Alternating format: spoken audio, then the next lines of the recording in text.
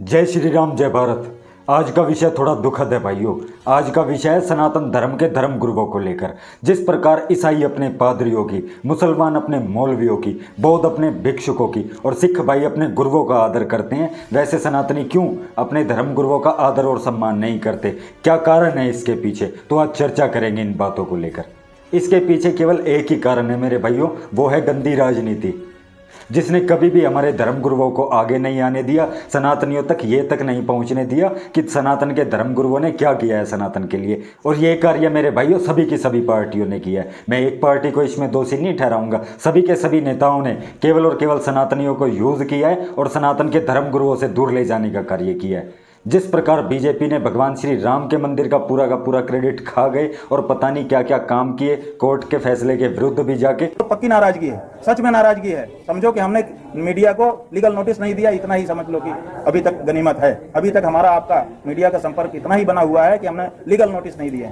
आप ये बताइए, कोई मीडिया चाहे XYZ कोई हो, कोई बता दे। आप लोग 9 नवंबर से दोपहर के बाद से चला रहे हो कि सुप्रीम कोर्ट ने केंद्र सरकार को नया ट्रस्ट बनाने का 3 महीने में आदेश किया है। आप बताओ कि कहां फैसले में ये लिखा हुआ है? कोई मीडिया हमको बता दे ये कहां लिखा हुआ है। कोर्ट ने ये नहीं कहा था। आप देखिए, केवल कोर्ट नहीं, ये देखिए कल का नोटिफिकेशन है। ये तो सरकार का नोटिफिकेशन है, हमने अपने घर में नहीं छापा है। ये है भारत का राजपत्र, gazette of India, the gazette of India. इस गजेट ऑफ इंडिया में क्या कह रही है? देखिए, ये कह रहे हैं कि इसमें कहा भारत का राजपत्र गजेट है, नोटिफिकेशन गृह मंत्रालय की अधिसूचना है। इसमें कहा गया है कि माननीय उच्चतम न्यायालय ने तारीख 9 नवंबर 2019 के अपने निर्णय में यह निर्देश दिया है कि केंद्रीय सरकार निर्णय की तारीख से 3 मास की अवधि के भीतर उक्त अधिनियम की धारा 6, उक्त अधिनियम माने 1993 में जो भूमि अधिग्रहण हुआ था, उस कानून की धारा 6 और 7 के अधीन और उसमें निहित शक्तियों के अनुसरण में एक स्कीम बनाएगी। कहाँ लिखा है ट्रस्ट बनाएगा? लिखा पढ़ी में उनको भी वही बोलना पड़ रहा है, क्योंकि जानते हैं कि कोर्ट का आदेश क्या है। तो जब एक स्कीम बनाने के लिए आपको सुप्रीम कोर्ट ने आदेश दिया था, महोदय गवर्नमेंट, केंद्रीय सरकार, सेंट्रल गवर्नमेंट, मिस्टर मोदी, तो आप ये बताइए कि आपने ट्रस्ट क्यों बना दिया? और जो ट्रस्ट पहले से भारत के हिंदुओं के शीर्ष धर्माचार्यों का वहां पर उपस्थित था, जिसने कहा था कि हम इसके लिए तैयार हैं और हम सक्षम हैं और हम गवर्नमेंट की जो शर्तें हैं उसको मानेंगे। गवर्नमेंट अगर कुछ ट्रस्टी भी बढ़ाना चाहती है, कुछ अधिकारी बढ़ाना चाहती है तो उसको बढ़ाएंगे। तो उसको भी आपने क्यों नहीं माना? आपने नया ट्रस्ट क्यों बनाया, जबकि आपको स्कीम बनाने के लिए सुप्रीम कोर्ट ने निर्देश दिया था? वैसे ही अभी एक कार्य किया है गंदी कांग्रेस ने। आप सभी को पता होगा, अभी गवर्धा में हमारे धर्म गुरुओं ने 108 फीट लंबा झंडा फहराया था। बहुत लोगों ने उस झंडे की वीडियो लगा के सुर्खियां बटोरी, लेकिन उस झंडे के पीछे का सच किसी ने भी सामने नहीं रखा। जिस प्रकार बीजेपी हमारे धर्म गुरुओं का राम जन्मभूमि के लिए क्रेडिट पूरा खा गई, वैसे ही अभी एक हरकत की है कांग्रेस के गंदे नेताओं ने। 2 बड़े चित्र बनाए गए हैं। ये कोई कन्हैया अग्रवाल जी हैं और अकबर भाई हैं, और पूरा पृष्ठ का विज्ञापन है। काफ़ी पैसा खर्च करके ये प्रकाशित कराया गया होगा।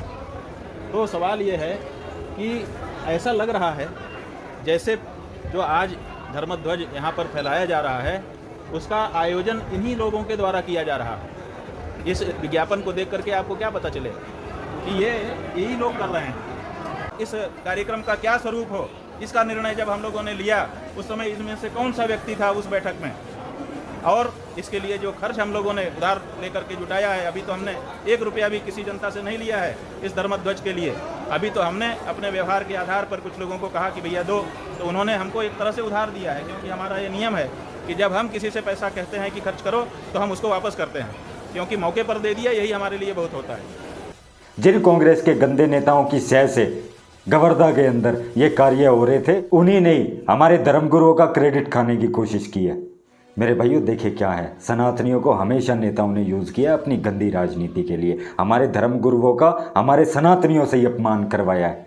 अब बात करते हो हिंदू राष्ट्र बनाने की, गवर्धा में जो भगवा लहरा है ना, जिसकी वीडियो लगाकर बहुत से लोगों ने वाहवाही बटोरी है, हमारे धर्मगुरुओं ने वो भगवा उधार पैसे लेके लगवाया है। तुम्हें शर्म से डूब के मर जाना चाहिए सनातनियों, डूब के मर जाना चाहिए। इसमें मेरे भाई मेन प्रॉब्लम क्या है, सनातनियों को क्या मतलब है? शिवरात्रि हुई तो भगवान शिव पे जाके जल चढ़ा दिया, दिवाली आई तो भगवान श्री राम की पूजा कर ली, होली आई तो भैया भगवान कृष्ण को याद कर लिया। लेकिन कोई नहीं जानना चाहता कि सनातन और सनातन के धर्म गुरुओं ने क्या किया है हमारे लिए, क्या हमारी सनातन परंपरा है, क्या इसमें वो है। कोई भी धर्मगुरु ऐसे धर्मगुरु नहीं बन जाता। हमारे पूरे वेद शास्त्रों का अध्ययन करने के बाद जब जाकर कोई उस पद तक पहुंचता है। लेकिन बाबा राम रहीम जैसे या और गुरुओं के उदाहरण देकर सनातनियों का आज धर्म गुरुओं से ही विश्वास उठा दिया है इन नेताओं ने। और जब मेरे भाइयों धर्म गुरुओं से विश्वास उठेगा तो लोगों के लिए आसानी हो जाती है, क्यों नेताओं के दलाल बने। मेरे भाइयों जागो और आवाज़ उठाओ अपने धर्म गुरुओं के और धर्म के लिए।